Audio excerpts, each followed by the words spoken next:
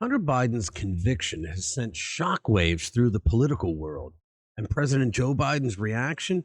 You won't believe it. In this video, we'll break down the details of Hunter's gun charges and how it ties into the bigger picture of political maneuvering and favoritism. Let's get into it. Hey guys, welcome back to the channel. So today we're getting into a story that has more twists and turns than a daytime soap opera. That's right, we're talking about Hunter Biden's gun conviction and President Joe Biden's reaction to it. On Tuesday, a Delaware jury convicted Hunter on all 3 firearms offenses. Now he's facing up to 25 years in prison, which is never going to happen, and a whopping $750,000 fine. President Biden, in a recent trip to France, vowed he would not pardon Hunter, but he hasn't said anything about a commutation. So who thinks like me that Joe let the trial go on only because it's an election year? 2 sources have spilled the beans to Politico, saying that Joe Biden feels sorry for Hunter and even believes he contributed to Hunter's situation. You think? But he actually admits some guilt. I think Hunter's situation stems from decisions made while Joe was VP. Decisions like sending his drug-addicted son into foreign countries to make shady deals. Talk about family dynamics.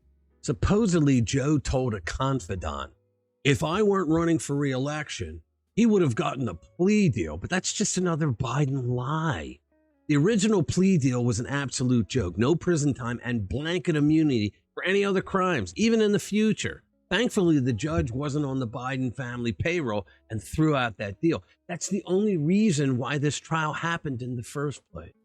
Hunter's refusal to accept the government's gun-related plea agreement in 2023 set the stage for all this drama. The so-called sweetheart plea deal was too good to be true, giving him immunity in the future prosecutions and wiping a felony gun violation from his record. I mean, talk about special treatment.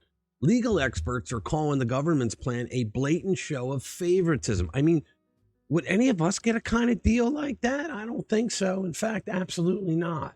So after the sweetheart deal fell through, Hunter decided to roll the dice and go to trial. The result?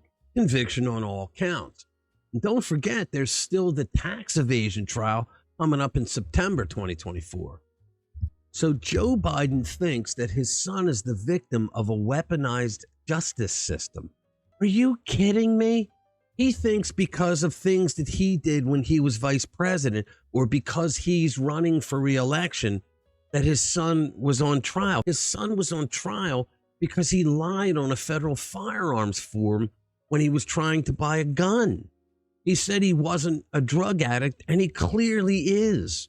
That's why he was on trial. That's why he's facing time in prison, which I don't think he's going to see a day in prison because he's the president's son.